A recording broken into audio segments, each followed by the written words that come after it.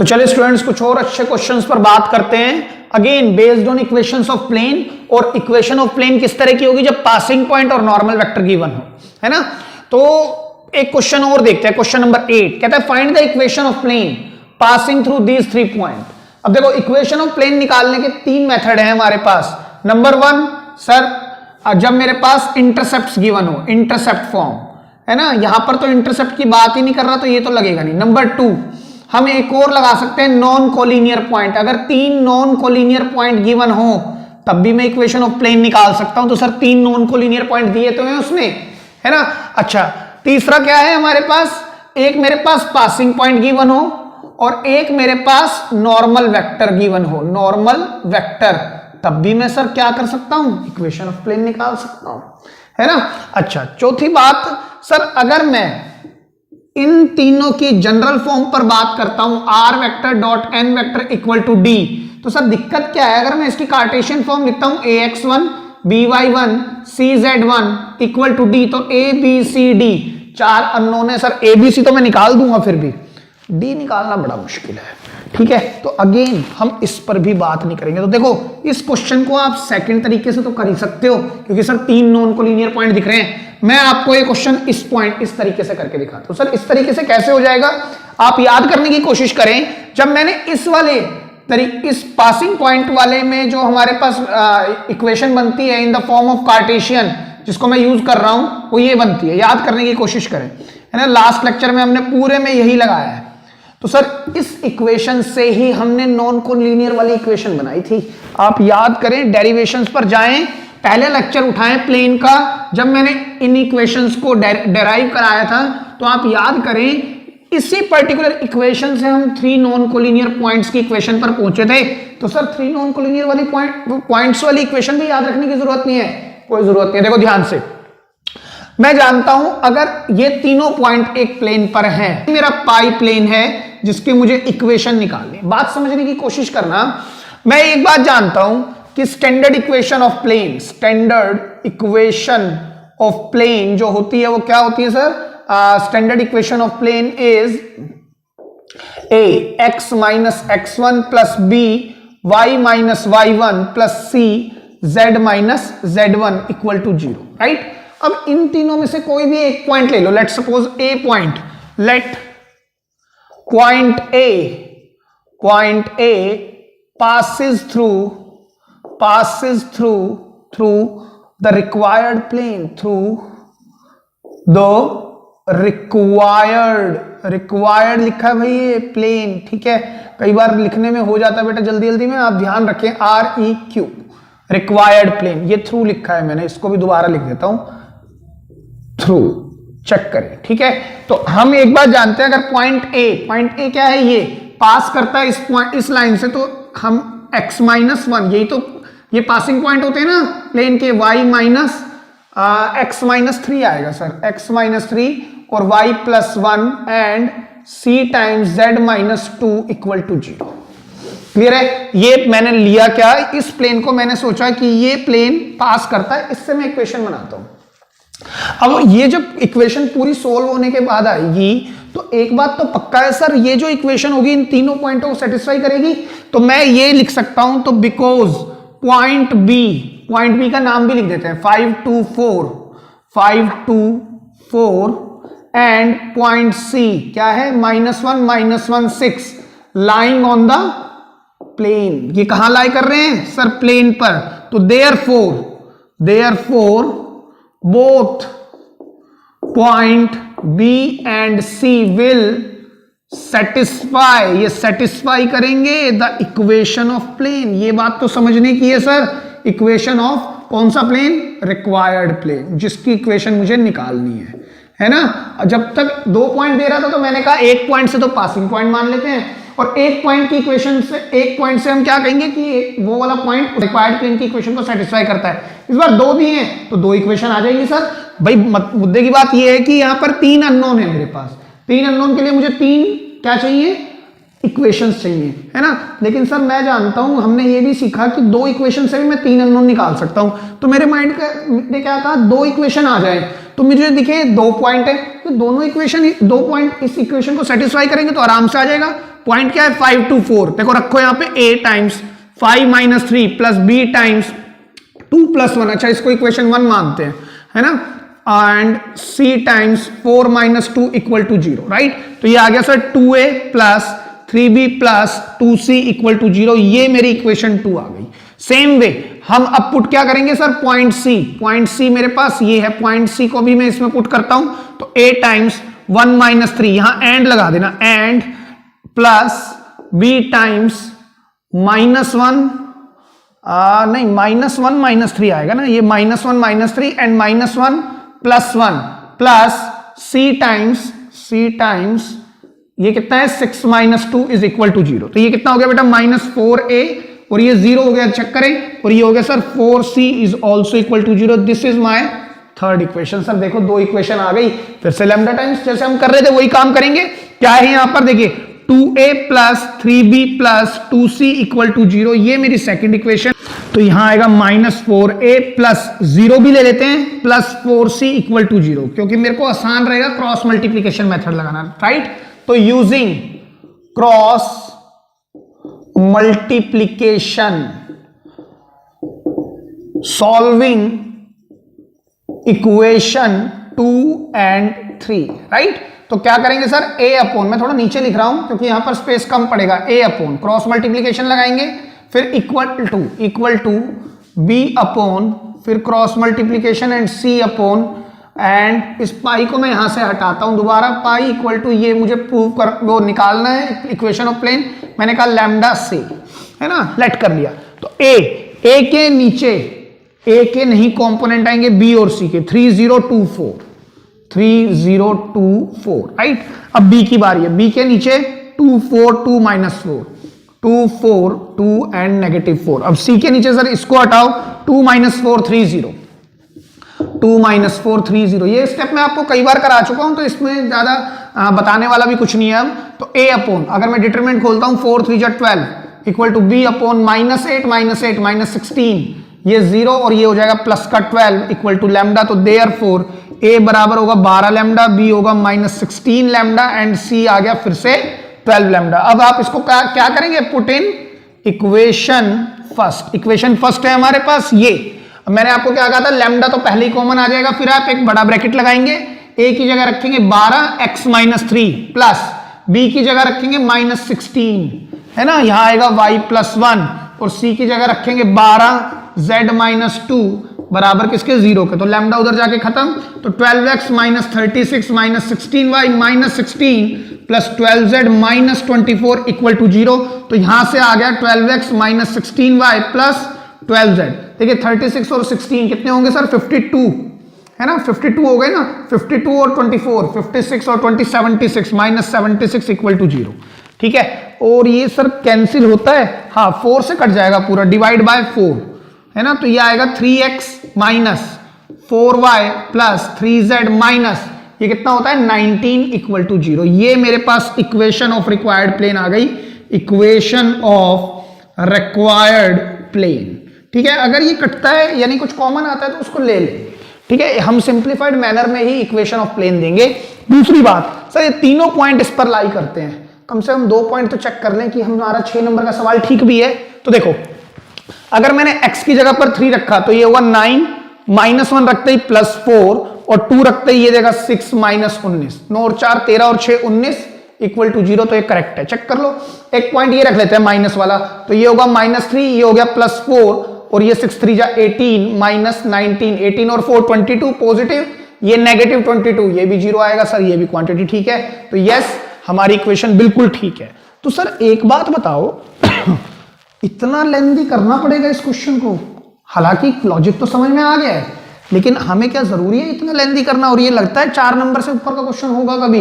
भाई अगर मुझे पता है equation of plane 3 non collinear point से मैं डायरेक्ट निकाल सकता हूं with the help of determinants x - x1, x2 - x1, x3 - x1, y - y1, y2 - y1, y3 - y1, z - z1, z2 - z1, z3 - z1, और सर इक्वेशन है तो equal to 0। ये solve करना बहुत आसान है, हाँ बिल्कुल आसान है, ठीक है, लिख लें अब आप इसको।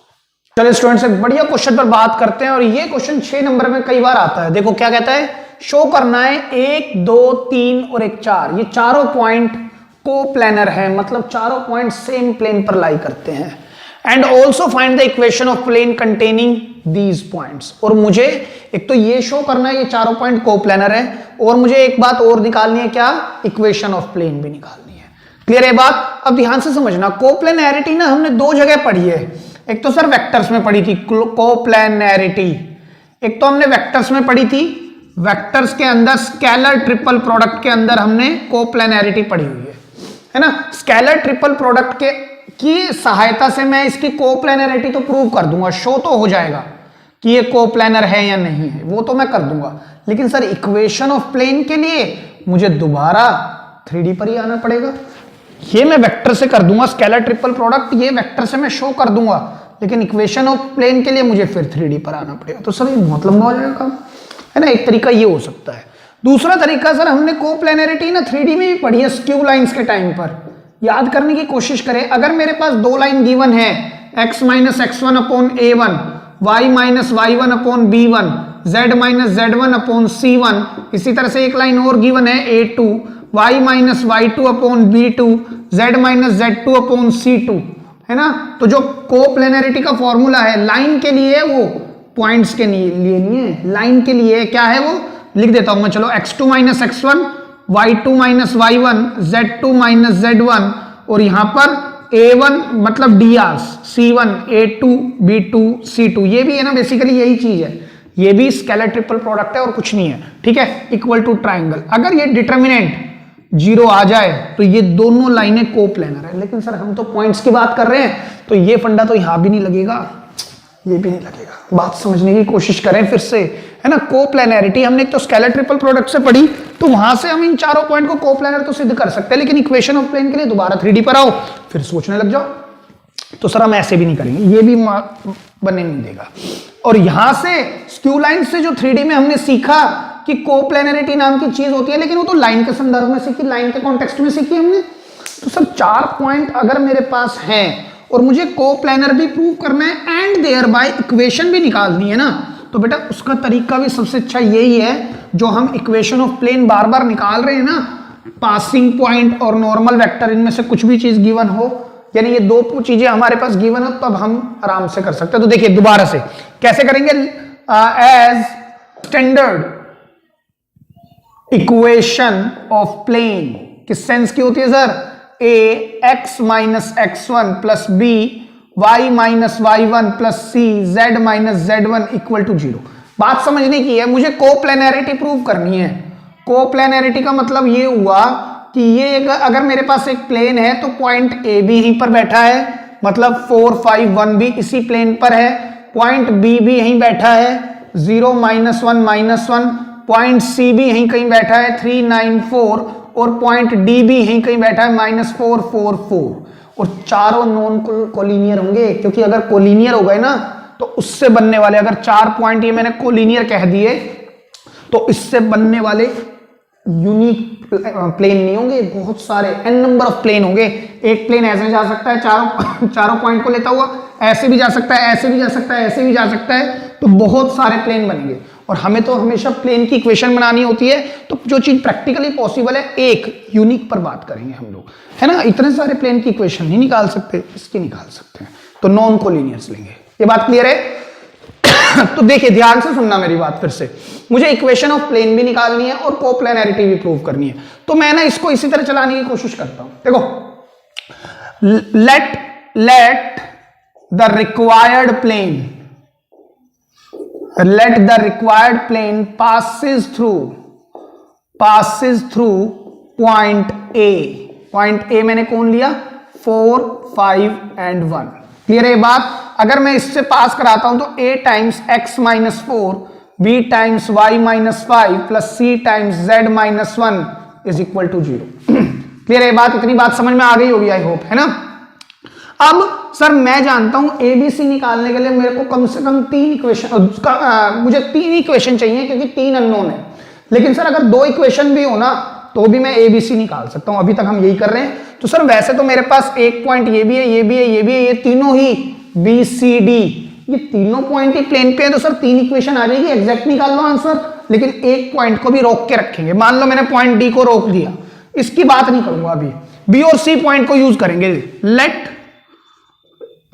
या फिर बिकॉज, आप ऐसे लिखिए बिकॉज पॉइंट बी क्या है 0 -1 -1 and point C 394 lying on the plane है ना, meaning will satisfy the equation of the plane कौन सा प्लेन, रिक्वायर्ड प्लेन है ना। मैं तो 2 इक्वेशन से ही एबीसी निकाल सकता हूं, तो 2 इक्वेशन का यूज करेंगे। तो रखो यहां पर a 0 -4 plus b -1 -5 plus c -1 -1 equal to 0। तो ये आ गया -4a -6b and -2c equal to 0। और अगर मैं माइनस कॉमन ले लूं तो 4a, या एक काम करते हैं डिवाइड बाय -2 कर दें, है ना। -2 करने से इजी हो जाएगी, क्या आएगा 2a plus 3b plus c equal to 0। ये मेरे पास इक्वेशन नंबर 2 आएगी। क्लियर है। अब देखिए ध्यान से, अगर मैं अगर मैं अब की बार पॉइंट c 394 इसमें रख दूं तो a 3 -4 plus b 9 -5 plus c 4 -1 equal to 0। तो ये कितना आएगा -a plus 4b plus 3c is also equal to 0। ये मेरे पास आ गई इक्वेशन 3। अब आप क्या लिखेंगे यहां पर, यूजिंग क्रॉस मल्टीप्लीकेशन, क्योंकि मेरे पास ए बी सी 3 अननोन है, तो उन 3 अननोन्स को मैं किन्हीं 2 इक्वेशन से भी निकाल सकता हूं क्रॉस मल्टीप्लीकेशन मेथड से। सॉल्विंग इक्वेशन 2 एंड 3 चेक करें। तो यहां पर सॉल्व करते हैं। ऊपर देखिए, ध्यान से देखना मैं कैसे सॉल्व करूंगा। a upon determinant equal to b upon फिर c upon determinant equal to lambda, जिसको हम बोलते हैं फिर से ठीक है। a के नीचे कौन कौन आएगा। अच्छा, सेकंड और थर्ड इक्वेशन देखनी है। देखो मैं जिनको बॉक्स में बंद कर रहा हूं, एक ये है और एक ये है, चेक करिए। ठीक है, इस बार मैंने इकट्ठी नहीं लिखी है क्योंकि मेरे को जगह चाहिएगी। ध्यान से देखना, a के नीचे कौन कौन आएगा 3 4 1 3। ध्यान से देखना अपने b के नीचे, सर b को छोड़ दो 1 3 2 -1 1 3 2 -1। c के नीचे सर c को छोड़ दो, क्या आएगा 2 -1 3 4 2 -1 3 4 आएगा ना। On solving these 3 3 9 -4 give you 5 b upon -1 -6 -7 ये कितना आएगा sir c upon 8 plus 3 11 equal to lambda.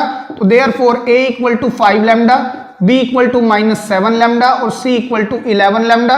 और पुट कर दो इसको उठा के इन इक्वेशन फर्स्ट, है ना, पुट इन फर्स्ट। अगर मैं फर्स्ट इक्वेशन, मेरे पास फर्स्ट इक्वेशन थी ये वाली, इसमें पुट कर देते हैं। तो यहां पर पुट करने से फायदा क्या होगा सर, लैम्डा तो लो कॉमन, यहां पर 5 टाइम्स x -4 -7 लो y -5 plus 11 times z -1 equal to 0। Lambda उधर जाके खत्म, तो 5x -20 -7y plus 35 plus 11z -11 equal to 0। तो ultimately 5x -7y plus 11z 20 और 11 कितने हो गए 31। 20 और 11 हो गए सर 31। 31 में अगर मैं 35 ऐड कर दूं तो ये मिलेगा केवल 4, क्योंकि ये 31 नेगेटिव का है, इक्वल टू 0।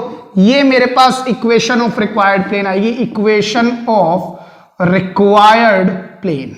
अब एक बात बताना मेरे को, मैंने क्या किया, किन्हीं 3 पॉइंट से मैंने इक्वेशन निकाल दी, है ना। ये 3 पॉइंट से मैंने इक्वेशन निकाल दी और मैं कैसे लेके चला कि ये तीनों पॉइंट नॉन कोलिनियर है और सेम प्लेन पर बैठे। मैंने ये कंडीशन यहां पर ली है ना, कि लेट, या फिर हम यहां पर है ना मान के चल रहे हैं, या लेट लिख ही देते हैं बिकॉज, या फिर let point this and this lying on the plane hence they will satisfy the equation of plane. मैंने लेट किया, तो मैंने क्या किया, देखो ध्यान से सुनना। सबसे पहले मैंने क्या किया, लेट किया कि रिक्वायर्ड प्लेन पास करता है इस पॉइंट से, मतलब ये प्लेन पर है। फिर मैंने क्या लेट किया कि ये 2 पॉइंट भी प्लेन पर है, लेट कर लो, है ना, तो they will satisfy the equation of plane. तो हमने ऐसे सॉल्व कर दिया, ठीक है।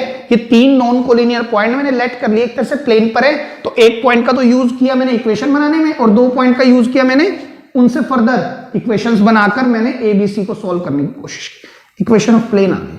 अब आप एक बात ध्यान से बताना, इसका मतलब है सर ये तीनों पॉइंट इसको सेटिस्फाई करने वाले हैं। एक बार चेक कर ले, रखो 4 5 जा 20 माइनस 35 प्लस 11 प्लस 4, 11 और 4 15, 15 और 20 35। हाँ जी सर, पहला पॉइंट इसको सेटिस्फाई कर रहा है। एक पॉइंट और देख लेते हैं, कौन सा देखें, ये देख लेते हैं, आसान होगा। 0 माइनस 1, ये 0 हो गया, ये 7 और ये माइनस 11, 7 और 4 11, 11 माइनस 11 0। चेक करो, तो इसका मतलब है ये तीनों पॉइंट तो इसी प्लेन पर है, कोप्लेनर हो गए। चौथा पॉइंट और चेक करना है, तो हम क्या करें, now to check the coplanarity put करेंगे पॉइंट डी, वो है -4 4 4 in the equation of required plane. अगर बेटा एक बात बताना सोच के, अगर ये पॉइंट भी इसको सेटिस्फाई कर गया तो ये भी तो प्लेन पर होगा। तो इस बात का मतलब ये हुआ सर, ये चारों पॉइंट ही कोप्लेनर हो गए और इक्वेशन ऑफ प्लेन भी आ गई जो उसने मांगी थी। समझ रहे हैं आप बात? तो देखिए अब मैं क्या पुट करने जा रहा हूं, -4 4 4 यहां रखेंगे, 5 टाइम्स -4 -7 टाइम्स 4 11 टाइम्स 4 प्लस 4 है ना। अगर मैं LHS को पिक करता हूं तो यहां पर आया -20 -28 प्लस 44 प्लस 4। तो देखिए ये -48 ये प्लस 48 इक्वल टू 0। तो देयरफॉर आप यहां क्या लिखेंगे, therefore all the 4 points A 4 5 1, B 0 -1 -1, C 3 9 4 and D -4 4 4 lying on the same plane or they are coplanar होंगे। मैंने क्या किया, मैंने 3 पॉइंट्स का तो यूज किया। मैंने क्या कहा, पहला पॉइंट तो पास करता है, लेट कर लिया, बाकी 2 पॉइंट से मैंने क्या कहा, ये दोनों पॉइंट उसी पर हैं तो वो सेटिस्फाई करेंगे। तो मैंने इक्वेशन ऑफ प्लेन तो निकाल दी, इक्वेशन ऑफ प्लेन आ गई है ना, कंटेनिंग दीज पॉइंट्स। अब मैंने ये कहा इक्वेशन ऑफ प्लेन ये तब है जब ये कोप्लेनर भी हो। तो सबसे पहले मैंने यही चेक किया कि क्या ये कोप्लेनरिटी को सिद्ध कर रहा है, मतलब क्या ये चौथे वाला पॉइंट भी इसी प्लेन पर है या नहीं है। अगर वो इसी पॉइंट पर है, इसी प्लेन पर है, तो इसकी इक्वेशन को सेटिस्फाई करेगा, ये कर रहा है। तो अगर ये चारों पॉइंट इस इक्वेशन को सेटिस्फाई कर रहे हैं तो मतलब ये चारों पॉइंट कोप्लेनर है और उस पर्टिकुलर प्लेन की इक्वेशन वो ये होगी। क्लियर है ये बात? आप ये भी कर सकते थे कि आप कहते कि सर मैं लेट कर लेता हूं ये 3 पॉइंट नॉन कोलिनियर है and lying on the same plane. मैंने क्या कहा, मेरे को तो 4 प्रूव करने, आप इनमें से कोई भी 3 पॉइंट उठाते और कहते हैं कि all 3 points are non collinear and lying on the same plane, मतलब दे आर कोप्लेनर। तो इससे इक्वेशन ऑफ प्लेन निकाल लेते, वही formula x - x1 y - y1 z - z1 x2 - x1 y2 - y1 z2 - z1 x3 - x1 y3 - y1 z3 - z1 equal to 0। Equation of plane आ जाती। तो sir अगर उस इक्वेशन को, इससे भी यही इक्वेशन आएगी, अगर उस इक्वेशन को ये पॉइंट सेटिस्फाई कर दे तब भी सर ठीक है। लेकिन आपको मैं ये कहूंगा कि आप जो भी चीजें करें ना, क्योंकि आप पहली बार ही पढ़ रहे हैं लगभग, अगर मैं बात करूं 3D की ये अच्छे क्वेश्चंस को, तो मैं तो बस एक ही राय दूंगा बेटा, go and strict follow single method. करने के तो बहुत सारे मेथड हो सकते हैं, मैं चाहूंगा भी एक आधा और डिस्कस कर सकता हूं, बट है ना मेरे को ये लगता है कि जितनी अच्छी स्पेशलाइजेशन होगी आपको है ना बहुत सारे मेथड नहीं दिखाने पेपर में, आपको एक ही मेथड करना है और वो परफेक्टली करना है to get the whole marks. पूरे नंबर चाहिए मुझे, तो पूरे नंबर तभी आएंगे जब आपका बहुत बढ़िया हैंड होगा किसी एक मेथड पर। टाइम जरूर लगेगा भाई, 6 नंबर का सवाल है तो बनता भी है 6 मिनट लगना, लेकिन 6 मिनट ऐसे लगे कि पेन आपका स्मूथ चले, भागे नहीं ना रुके। अगर वो सही चल रहा है, बिना कटिंग के चल रहा है, तो 6 नंबर पूरे मिलेंगे और टाइम भी सफिशिएंट होता है। 6 मिनट में आप आराम से बना सकते हैं अगर आपने इन क्वेश्चन को अच्छे से किया है। मैं फिर बोल रहा हूं, please strictly follow single method और have a specialisation on to that particular method. ऐसे नहीं मैं तो ये भी जानता हूं वो भी जानता हूं सब गलत कर दो, नहीं। क्लियर है? अब आप इसको लिख ले। तो चलिए स्टूडेंट्स एक बढ़िया क्वेश्चन पर बात करते हैं। कहते हैं find the equation of plane. मुझे इक्वेशन निकालनी है उस प्लेन की जो कंटेन करता है इन दो को। मैंने ना यहां से कुछ चीजों को फिलअप की तरह रखा है, आप देख के बताएंगे हैं क्या, इन पर आप काम कर चुके हो। ध्यान से देखिए, R vector equal to this vector plus lambda time this vector. Sir ये ए वेक्टर होता था प्लस लैम्डा टाइम्स या म्यू टाइम्स बी वेक्टर, और ये इक्वेशन किसकी होती थी सर? ये लाइन की इक्वेशन थी, लाइन की याद करने की कोशिश करें। कंटेनिंग या कंटेन्स दीज टू लाइंस। बेटा हो सकता है एग्जाम में दे दे, और अगर वो ना दे तो आपको ये तो समझना पड़ेगा ना, ये जो दिया हुआ है, क्या दिया हुआ है, दो लाइनें दी हुई हैं। कहता है इक्वेशन निकालो उस प्लेन की जिस प्लेन पर ये दोनों लाइनें बैठी हूं। ये मेरे पास मान लीजिए प्लेन है, ठीक है, पाई प्लेन, जिसकी मुझे इक्वेशन निकालनी है। और इस पर एक तो ये वाली लाइन बैठी है, ये वाली लाइन बैठी है, कौन सी है, इसको मैं अगर L1 बोल दूं, अगर मैं इस लाइन को 1 मिनट के लिए L1 ले लेता हूं और इसको L2, ठीक है, तो ये मेरे पास एक L1 बैठी है। और हो सकता है एक और प्लेन, यानी इसी प्लेन पर एक लाइन मेरे पास क्या बैठी है, L2 बैठी है। ठीक है, एक बात बताना, मैंने आपको याद होगा स्क्यू लाइंस में हमने टॉपिक करा था, एक ही प्लेन पे अगर दो लाइन है ना तो वो कोप्लेनर है। याद करने की कोशिश करें। कोप्लेनर छोड़ो सर, ये दो लाइनें सेम प्लेन पर हैं, दो लाइनें अगर सेम प्लेन पर हैं, है ना, बोलता क्या है, प्लेन की इक्वेशन निकालो जो कंटेन करता है इन दो लाइनों को। प्लेन कंटेनिंग टू लाइंस, है ना, two lines, a plane containing two lines, meaning ये दोनों लाइन कोप्लेनर हैं, कोप्लेनर हैं दोनों लाइनें। और दो लाइन अगर कोप्लेनर हैं तो वो आपस में इंटरसेक्ट करेंगी। इस बात का फर्दर मतलब है ये कहीं ना कहीं आगे चल के कट करेंगी, मतलब इन दोनों के बीच का डिस्टेंस 0 होगा, एज पर स्क्यू लाइंस हमने पढ़ा हुआ है इसको। ठीक है, अच्छा चेक कराओ इस बात को, तो ध्यान करो, ये वेक्टर जो है मेरा ए वेक्टर है ना। अगर मैं यहां पर लिखता हूं, जो मेरा पहला लाइन 1 है वो है R vector equal to I cap plus 2j cap plus k cap plus lambda times 2i cap minus j cap plus 2k cap. तो यहां से मैं क्या, तो ये x1 है ना, या फिर हम एक काम और करते हैं, L2 को भी लिख देते हैं हाथों हाथ, R vector equal to I cap plus 2j cap plus k cap plus mu times I cap plus 3j cap plus k cap. तो सर मैं यहां से क्या लिख सकता हूं, ये वाली लाइन मुझे x1 y1 z1 देगी पासिंग पॉइंट, और ये वाली लाइन x2 y2 और z2 देगी। समझ आ रही है आपको इतनी बात? तो ये आ गए 1 2 1 1 2 1, चेक करो आप अच्छे से।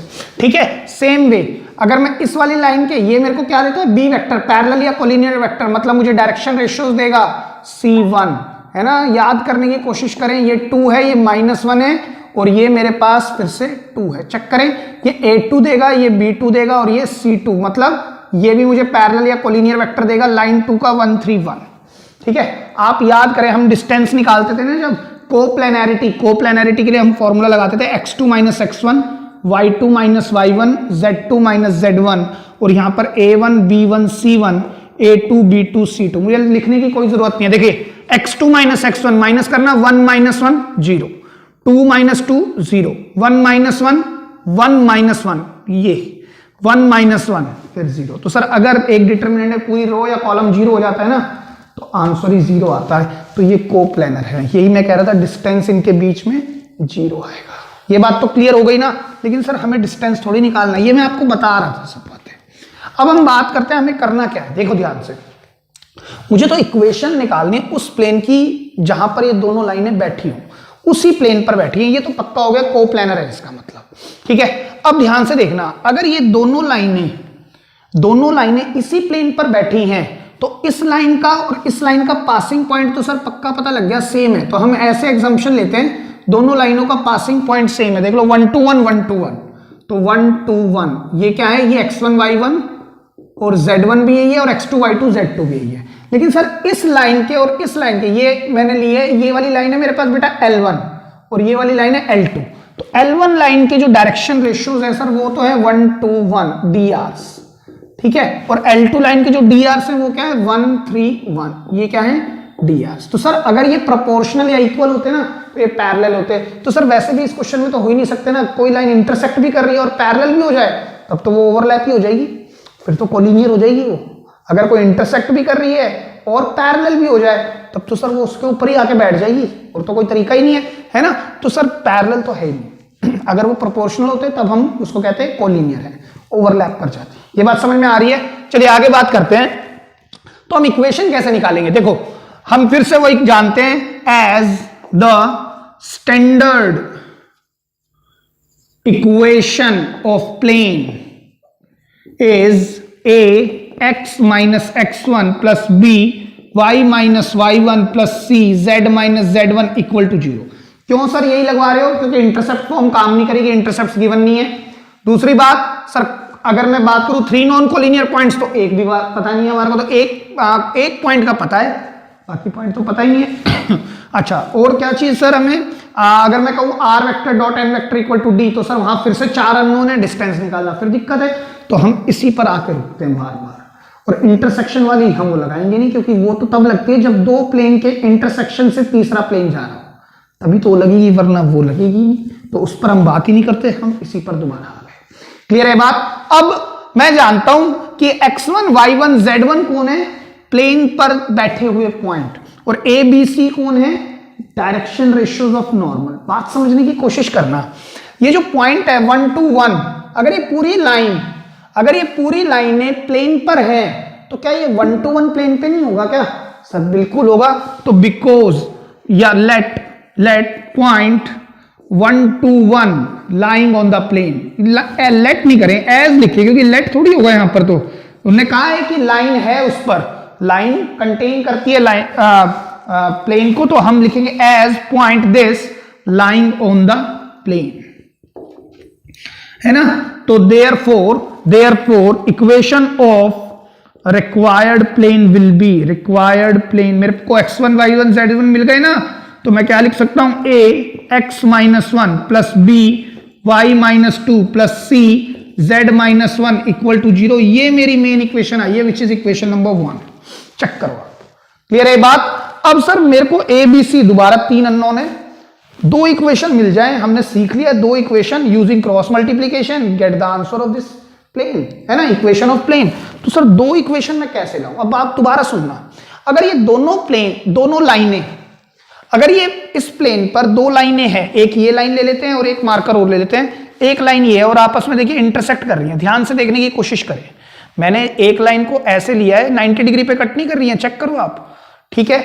2 लाइनें मैंने ली हैं, इस तरह से प्लेन पर बैठी हैं। तो आप एक बात बताना, जो प्लेन का जो नॉर्मल होगा वो इस तरह से खड़ा होगा, तो इन दोनों लाइनों पर क्या होगा? सर ये प्लेन है, ये लैंड है, और लैंड पर 2 लाइनें, लैंड पर 2 खंबे रखे हैं, पोल रखे हैं, नीचे बिछे हुए हैं हॉरिजॉन्टल, 2 लाइनें या 2 हॉरिजॉन्टल खंबे बिछे हुए हैं, पोल, और एक जो प्लेन का नॉर्मल होगा वो खड़ा होगा। ऐसे इमेजिन करें, तो वो जो खड़ा हुआ मतलब नॉर्मल होगा, वो इन दोनों खंभों पर, इन दोनों लाइनों पर क्या होगा सर? परपेंडिकुलर होगा। बस इतना ही सोचना है आपने फिर से। तो बिकॉज आप क्या लिखेंगे? देखिए, because the normal to the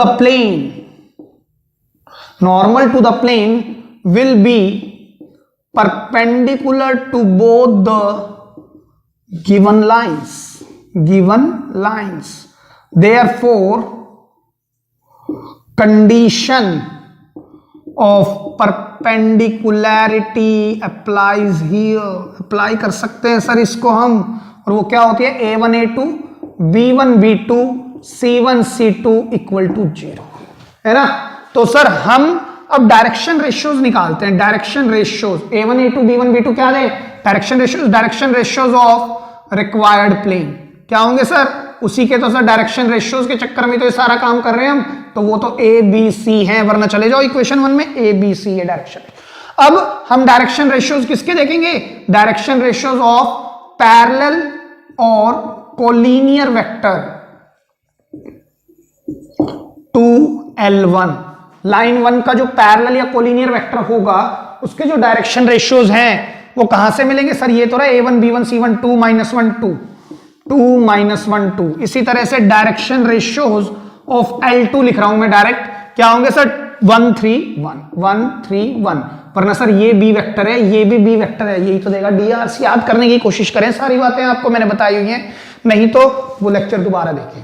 अब ध्यान से देखना, अब रिलेशन कैसे बनाएंगे हम। अब देखो, अगर मैं इन दोनों को, मैं जानता हूं जो रिक्वायर्ड प्लेन का नॉर्मल है, ये दोनों लाइन नहीं है आपस में परपेंडिकुलर, है ना, ये दोनों लाइनें परपेंडिकुलर नहीं है। मैं क्या बोल रहा हूं, ध्यान से सुनना, जो प्लेन का नॉर्मल है, direction ratios of normal to required plane, जो डायरेक्शन रेशियोज नॉर्मल के हैं, ए बी सी जो खड़ा होगा इस तरह से, डायरेक्शन रेशियो जो n होगा, ये वेक्टर इसके डायरेक्शन रेशियोज परपेंडिकुलर होंगे L1 पर भी, और इसी के डायरेक्शन रेशियो मतलब इसका नॉर्मल परपेंडिकुलर होगा L2 पर भी। तो हम कैसे रिलेशन लेंगे? बिकॉज नॉर्मल वेक्टर परपेंडिकुलर होगा L1 पर, L1 और B वेक्टर पर, है ना। तो हम B1 लिख लेते हैं इसको, ये B1 वेक्टर के ले लिया हमने। तो क्या हो गया 2A minus B plus 2C equal to 0। एक तो इक्वेशन ये आ गई which is equation number 2। Same way because अब फिर से नॉर्मल जो है परपेंडिकुलर होगा वो L2 पर या B2 वेक्टर पर। तो यहां पर देखिए 1A plus 3B plus C is again equal to 0।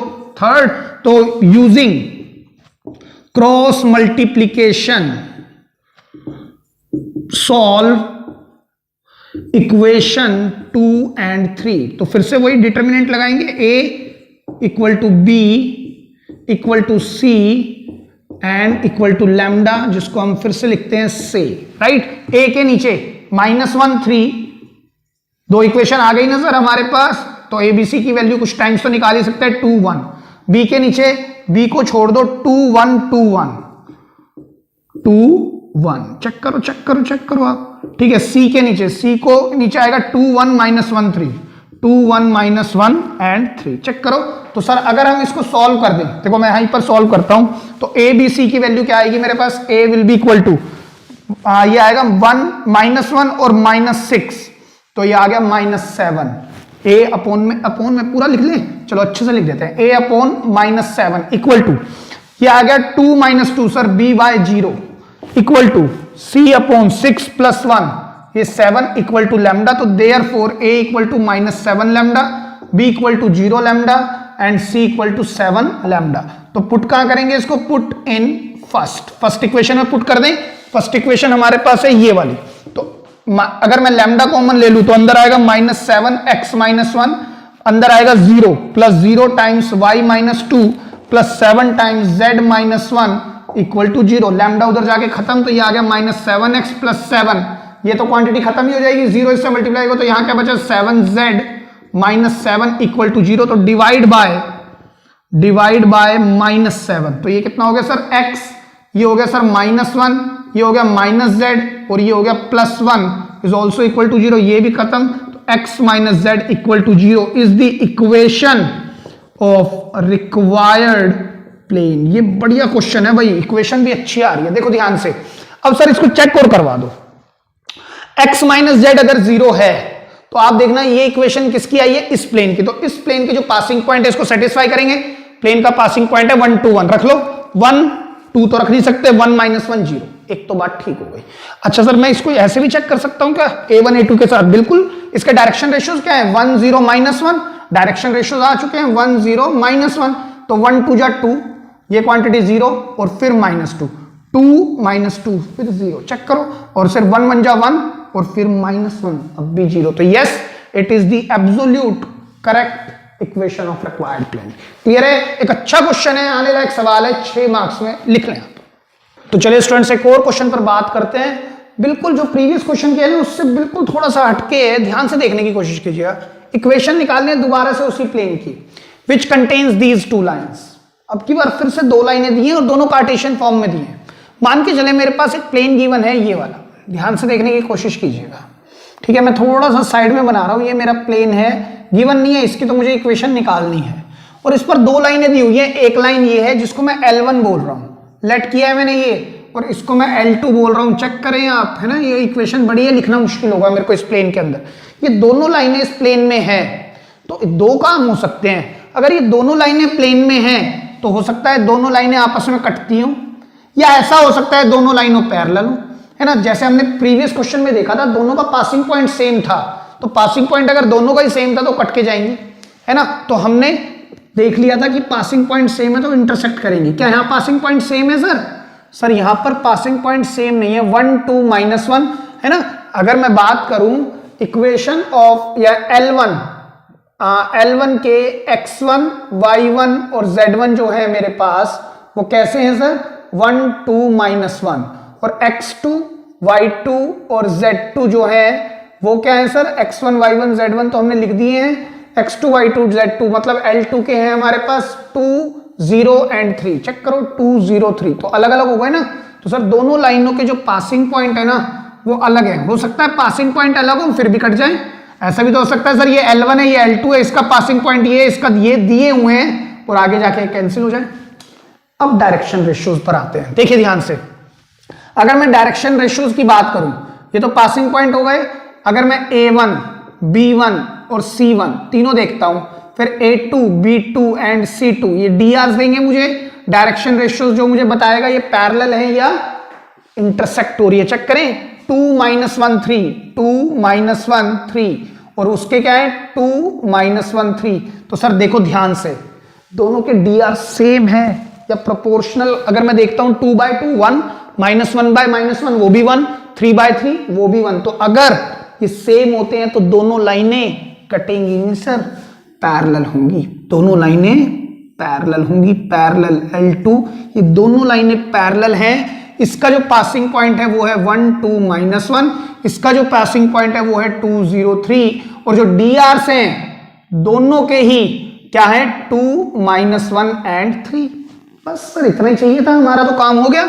Because या as the standard equation of line, standard equation of line will be क्या होगी sir, ax - x1 plus b y - y1 plus c z - z1 equal to 0। क्यों ना intercept form लगेगी, 3 non collinear point है नहीं, वो भी नहीं काम करेगा। और अगर r dot n equal to d, जिसको मैं जनरल फॉर्म बोलता हूं, तो उसमें d निकालना मुश्किल है। तो सर इसी से बात करेंगे। क्यों, मेरे पास दो पासिंग पॉइंट हैं, लेट कर लो या तो ये या ये, लेट कर लेते हैं। Let the plane passes through, let the required plane, मुझे क्या निकालनी है equation of plane. Let the required plane passes through, किससे पास करता है सर, पॉइंट 1 2 -1 मैंने मान लिया इससे, या तो आप इससे मान लो या इससे मान लो, आपकी इच्छा है जिससे मानना चाहो, मैंने इससे ले लिया।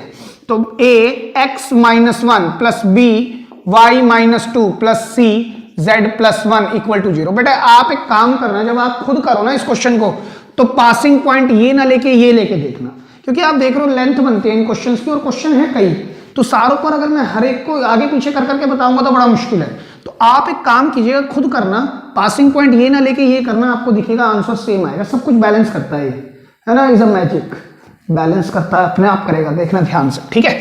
तो ए आ जाएगा ये, तो ये मेरे पास इक्वेशन 1 हो, क्लियर है।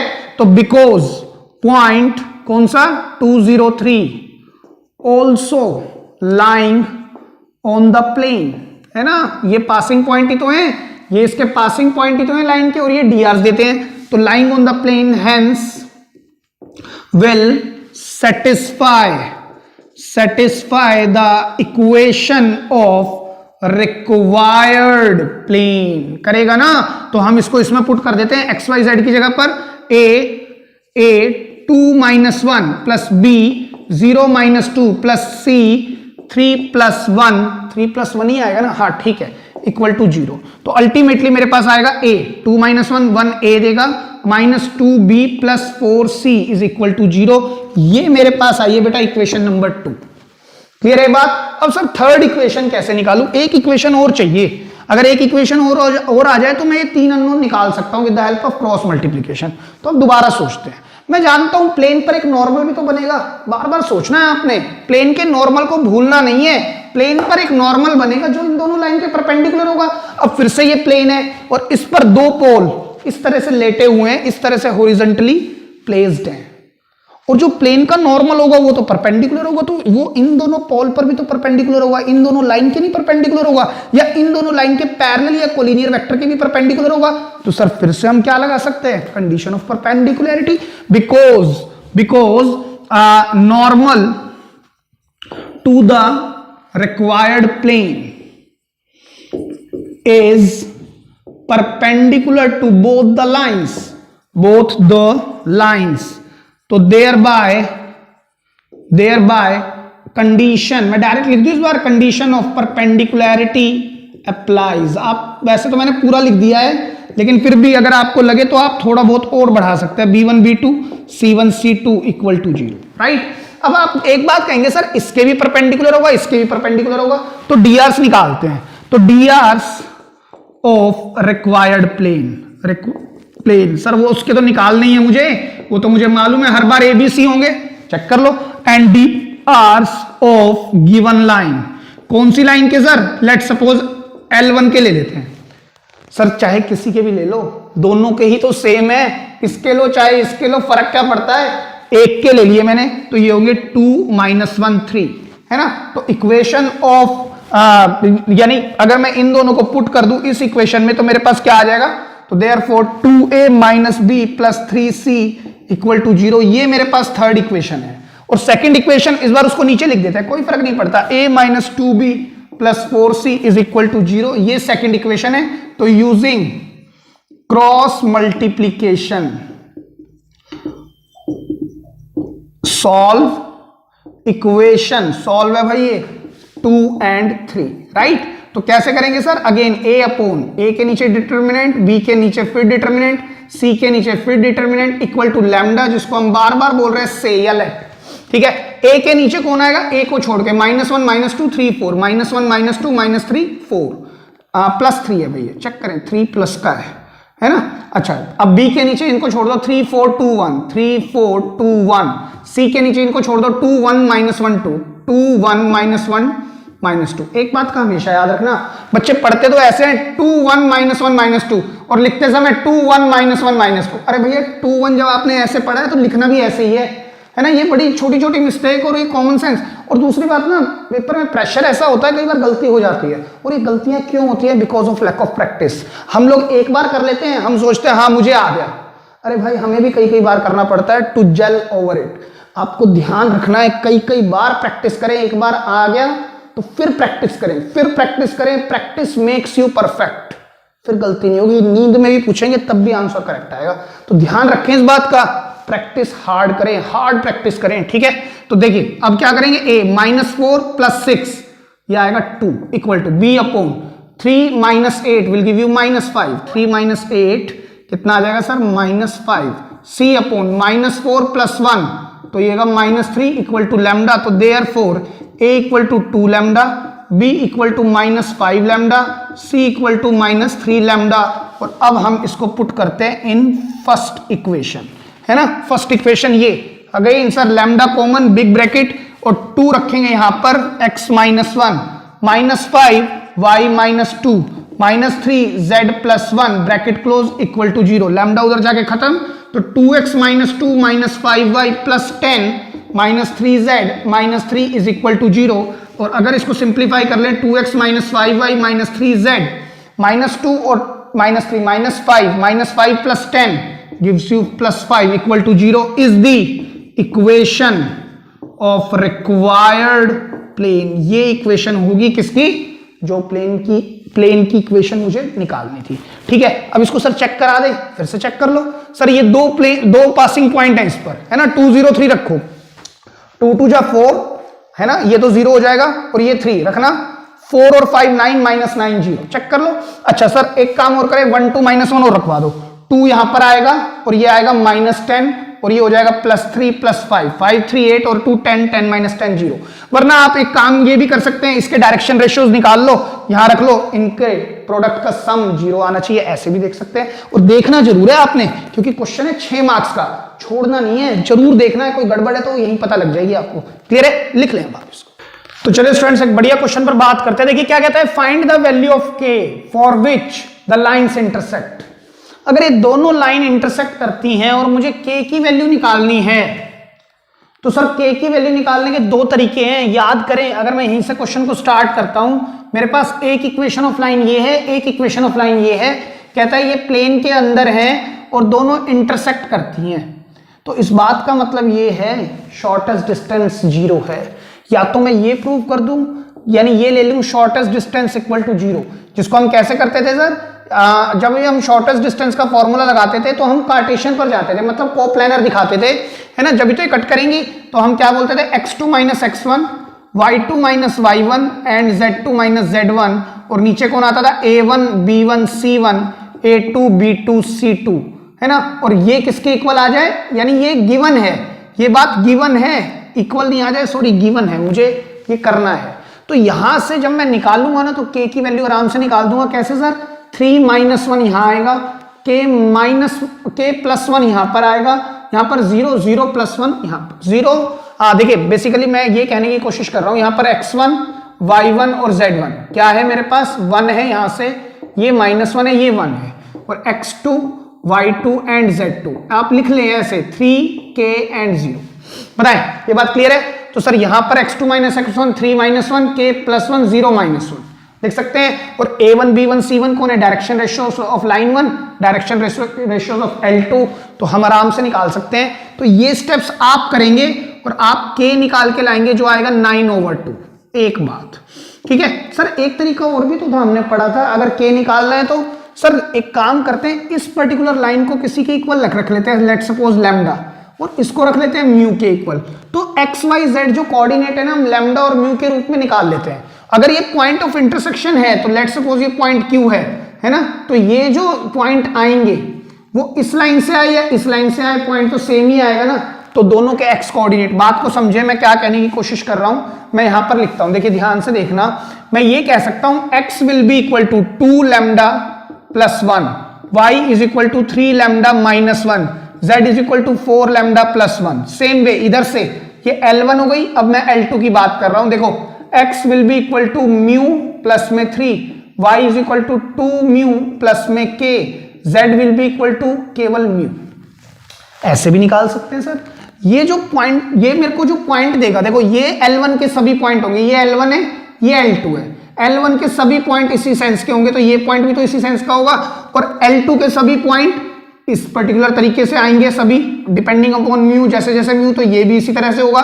तो सर लेकिन ये तो इंटरसेक्शन पॉइंट है, तो चाहे वो एक्स वाई जेड आप ऐसे चले जाओ या ऐसे चले जाओ, आएगा तो सेम ही। तो इसका एक्स कोऑर्डिनेट इसके इक्वल आएगा, 2 lambda plus 1 mu plus 3, 3 lambda minus 1 2 mu plus k, 4 lambda plus 1 equal to mu. बेटा मैंने इस तरह से भी एक क्वेश्चन कराया हुआ है, स्क्यू लाइंस में जाएं, दोनों दो मेथड से मैंने बताया था किस तरह से हम देख सकते हैं, तो आप के निकाल सकते हैं, एक तरीका ये भी हो गया। ठीक है, मैंने मेथड 1 भी डिस्कस कर लिया आपसे, और मेथड 2 भी, यहां से भी आंसर यही आएगा। एक बात ठीक है सर, ये तो पता लग गया के क्या आ गया। अब अगर के आ गया तो मैं ये जानता हूं मेरे पास इक्वेशन ऑफ लाइन आ गई, x minus 1/2 y plus 1/3 and z minus 1/4। नीचे वाली हो गई x माइनस 3/1 y माइनस 9/2, और यहां पर कितना है 2, और z माइनस 0/1। ठीक है, अब ये दोनों लाइनें कहां पर है? प्लेन के अंदर है, तो प्लेन, इनके पासिंग पॉइंट मुझे पता है वो है 1 - 1 1। चेक करो, अगर L1 की बात तो मान के चलो इसका पासिंग पॉइंट ये है, और अगर इसकी बात करता हूं तो k तो मेरे पास आ गया है, वो है 9/2, तो इसका पासिंग पॉइंट मैंने मान लिया ये है 3 9/2, 0। क्लियर है ये बात?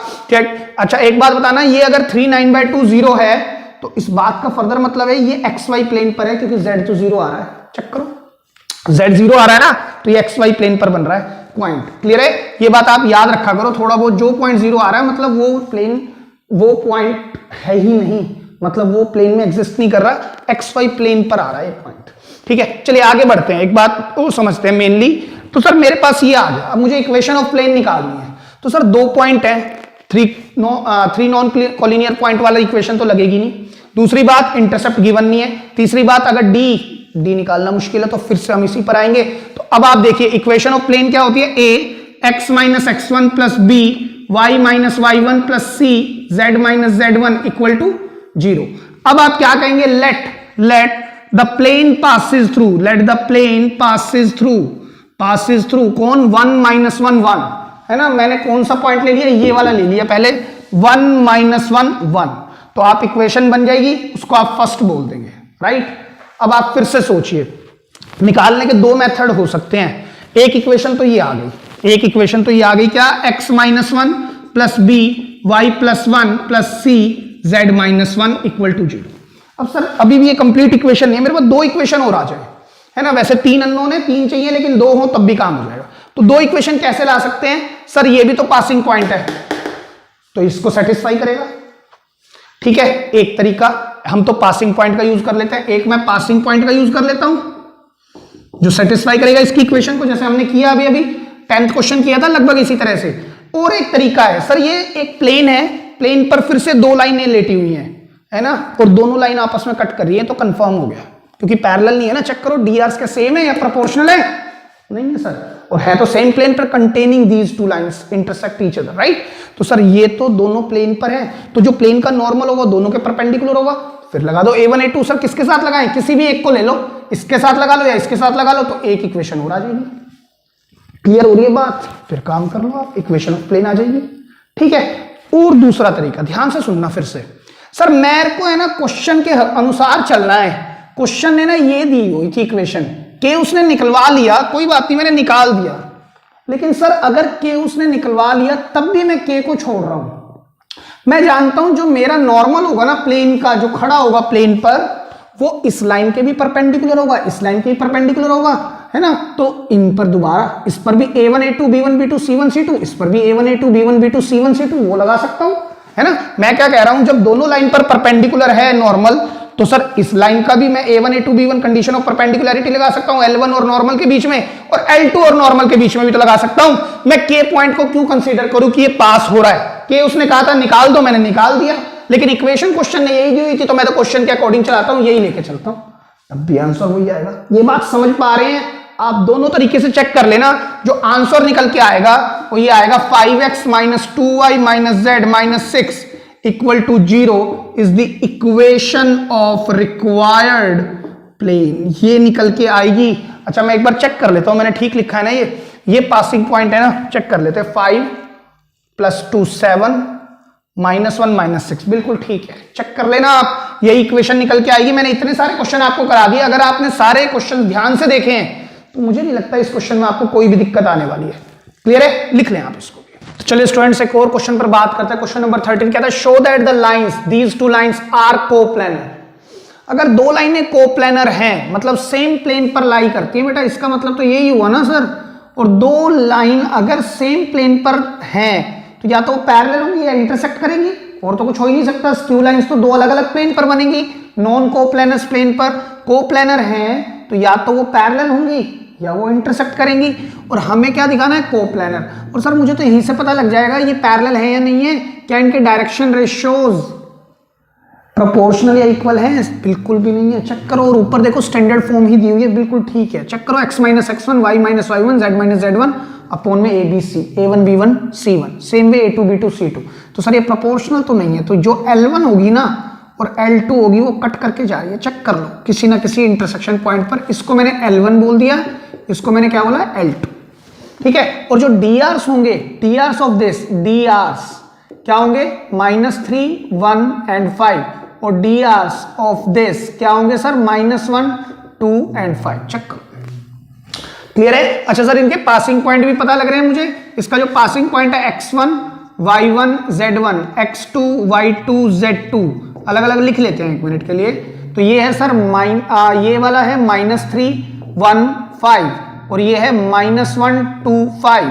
Same way a1 b1 c1, ये बात कर रहा हूं मैं L1 की, और यहां से बात करूंगा मैं L2 की, राइट। a1 b1 c1 क्या है सर, -3 1 एंड 5, और a2 b2 और c2 क्या है, -1 2 5। मुझे क्या बताना है कि ये कोप्लेनर है या नहीं है, तो मैं डिटर्मिनेंट का फॉर्मूला लगाऊंगा, आपको याद होगा, x2 minus x1 y2 minus y1 z2 minus z1, है ना। यही तो था sir, a1 b1 c1 a2 b2 c2, मतलब इस ट्राइंगल 0 आना चाहिए। अगर 0 आ गया आंसर तो हम क्या कहेंगे, yes they are coplanar. They are मतलब दे कौन, both the lines are coplanar, दोनों सेम प्लेन पर ही लाई कर रही हैं। अब हमें क्या निकालना है सर, इक्वेशन भी पूछ ली उसने। चेक करो, equation of the plane containing these two lines. Again sir वही बात है, अब मैं जानता हूं इनके पासिंग पॉइंट मुझे पता है। L1 का जो पासिंग पॉइंट है वो है ये -3 1 5, और इसका जो पासिंग पॉइंट है वो दिया हुआ ये -1 2 5। तो सर अब नहीं कर सकते क्या हम, let the plane passes through. हम स्टैंडर्ड इक्वेशन क्या लिखेंगे, standard form a x minus x1 plus b y minus y1 plus c z minus z1 equal to 0। ये मेरे पास इक्वेशन ऑफ प्लेन होगी, है ना। मैं क्या कहूंगा, let the plane passes through, इनमें से कोई भी एक पॉइंट पिक कर लो, मैंने ये वाला पिक कर लिया, ठीक है। Because the other point is also lying on the plane, hence it will satisfy the equation of plane. एक इक्वेशन और आ जाएगी। अब मैं ये जानता हूं जो इस प्लेन का नॉर्मल होगा, अगेन वो एक ऐसा पोल होगा जो इन दोनों हॉरिजॉन्टल पोल्स पर परपेंडिकुलर होगा। ये जो दो हमारे पोल्स और लेटे हुए हैं जमीन पर, इनके परपेंडिकुलर होगा। तो हम फिर से लगा सकते हैं condition A1 A2 B1 B2 C1 C2 equal to 0। तो सर 2 इक्वेशन निकालें 3 निकालें? बेटा देखो आप इस ऑल्दो कुछ क्वेश्चंस में 3 इक्वेशन भी निकाल पा रहे हो। जैसे इस क्वेश्चन में ये इक्वेशन तो हमने निकाल दी, इस पासिंग पॉइंट को रख दिया, लेट कर दिया हमने passing point, let passing point क्या ले लिया हमने, मान लीजिए -315 ले लिया, -315, ये माइनस है भाई, यहां पर माइनस भी है, ठीक है, मैंने ये ले लिया। अब आप क्या कहोगे sir, because this point also lying on the plane, तो ये भी सेटिस्फाई करेगा। तो एक इक्वेशन, ये पहली इक्वेशन आ जाएगी, एक दूसरी इक्वेशन आ जाएगी इस पासिंग पॉइंट के जरिए। सर मैं एक इक्वेशन और निकाल सकता हूं जो मेरा नॉर्मल होगा प्लेन पर, वो इसके परपेंडिकुलर होगा, तो A1 A2 B1 B2 C1 C2 एक इक्वेशन और आ जाएगी। सर इससे भी निकाल सकता हूं, हाँ इससे भी निकाल सकते हो, लेकिन हमें जरूरत ही क्या है इतनी इक्वेशन निकालने की, हम तो 2 इक्वेशन से ही काम कर देंगे। एक इक्वेशन पासिंग पॉइंट से निकाल लो और एक इक्वेशन कंडीशन ऑफ परपेंडिकुलरिटी से निकाल लो, नहीं तो सर दोनों equation he condition of perpendicularity से निकाल लेते हैं और यूजिंग क्रॉस मल्टीप्लिकेशन हम प्लेन की इक्वेशन निकाल देते हैं। समझ पा रहे हैं बात में क्या कह रहा हूं? तो जो प्लेन की इक्वेशन आएगी ना, इक्वेशन ऑफ प्लेन जो हमें रिक्वायर्ड है, उसकी जो प्लेन की इक्वेशन आएगी बेटा वो आएगी x minus 2y plus z equal to 0, ठीक है। तो ये दोनों पॉइंट इसको सेटिस्फाई करेंगे, वरना आप चेक करो -3 -2 -5 और 5 0, चेक करो। अच्छा -1 रख के देखो, -1 और -4, ये कितना हो गया -5 और फिर से रख दो 5, फिर सेटिस्फाई करेगा।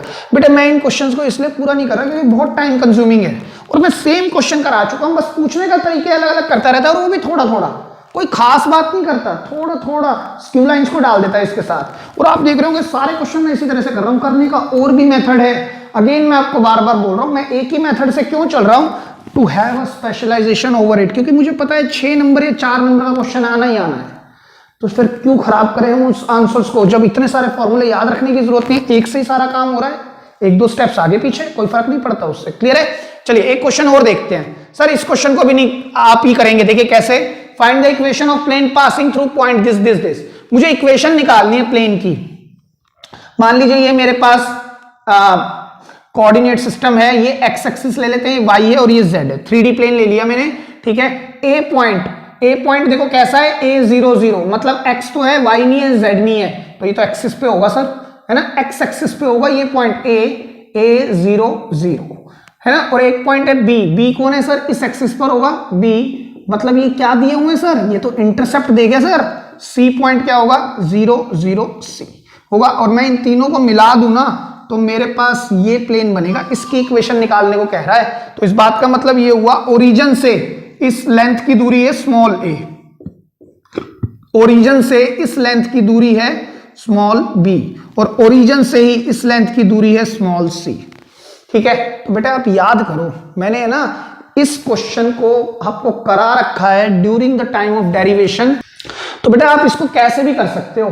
कैसे सर, देखो मेरे पास 3 पॉइंट गिवन है और ये तीनों पॉइंट कहां पर है, प्लेन पर हैं, तो let the plane passes through this, लगाओ यही वाला फंडा। और वो 2 पॉइंट क्या हैं, वो 2 पॉइंट भी प्लेन पर हैं, तो ये दोनों पॉइंट भी सेटिस्फाई करेंगे इक्वेशन ऑफ प्लेन को। अगर मैं ये लगाता हूं ax minus x1 plus b y minus y1 plus c z minus z1 equal to 0, है ना, तो क्या होगा सर, मैंने कहा let the plane passes through point a, कौन है वो, A0, तो आप यहां रख देंगे a। अच्छा सर एक दिक्कत आएगी, ये a है, ये b है, ये c है, तो ये स्मॉल a ले लिया हमने, तो एक काम करते हैं इस बार इसको कैपिटल A लेके चलते हैं, इसकी डायरेक्शन रेशियोज को, क्योंकि ये तो गिवन है ना क्वेश्चन में, इसको तो मैं चेंज नहीं कर सकता, तो ये कैपिटल A ले लो आप, ठीक है। x minus small a plus b y plus c capital और फिर z इक्वल टू 0, ये मेरे पास इक्वेशन आ गई, है ना। अब सर ये जो 2 पॉइंट है ना, point B0 and point C will satisfy the equation of plane. Why? Both of them lying on the plane. तो हम इसको इसमें रख के तब भी काम कर सकते हैं क्रॉस मल्टीप्लिकेशन मेथड से, या फिर सर मैं इसकी इक्वेशन ऑफ प्लेन नहीं जान पा रही, तो इंटरसेप्ट फॉर्म है, ये तो मुझे पता ही है आंसर क्या आना चाहिए, x by a, x by x intercept, y by y intercept, z by z intercept, c है ना इक्वल टू 1। हम इसको इंटरसेप्ट फॉर्म, नहीं तो सर एक तरीका और है इसमें, तो है ना जो क्या है कि ये थोड़ा कंफ्यूज करेंगे मेरे को करने के लिए। ये 3 कैसे पॉइंट है, नॉन कोलिनियर, तो लगाओ फॉर्मूला इक्वेशन ऑफ प्लेन का, उससे भी कर सकता हूं, या तो मैं इससे कर लूं, मेथड 1 ये है, या मैं मेथड 2 यहां लिख रहा हूं, equation of plane with 3 non collinear points. Sir इससे तो कर ही सकते हैं ना, इससे हमने प्रूव किया था, पहले मैंने इसको प्रूव कराया था ये वाली इक्वेशन को, फिर ये कराया था, और इससे मैंने ये बना के दिखाई थी, आप चेक करना डेरिवेशन में, इसी से हमने ये बनाई थी। तो हम कैसे करेंगे, x minus x1, y minus y1, z minus z1 upon, यहां पर क्या आएगा sir, x2 minus x1, y2 minus y1, z2 minus z1, x3 minus x1, y3 minus y1 and z3 minus z1 किसके इक्वल, सर 0 के equal. Check करो आप, ठीक है, 3 पॉइंट गिवन है, x minus x1, x1 y1 z1 ये ले लो, x2 y2 z2, x3 y3 z3। बेटा मैं दोबारा बोल रहा हूं, मैं इस पर समय इसलिए नहीं लगा रहा क्योंकि मैं इसको करा चुका हूं। Check the derivation of this intercept form using 3 non collinear point, मैंने 3 नॉन कोलिनियर पॉइंट से इसको डेराइव कराया हुआ है, आप चेक करना, क्लियर है, लिख लें। और दिस वाज क्वेश्चन नंबर 14, ठीक है। And students, this is all about for today's lecture, thank you so much.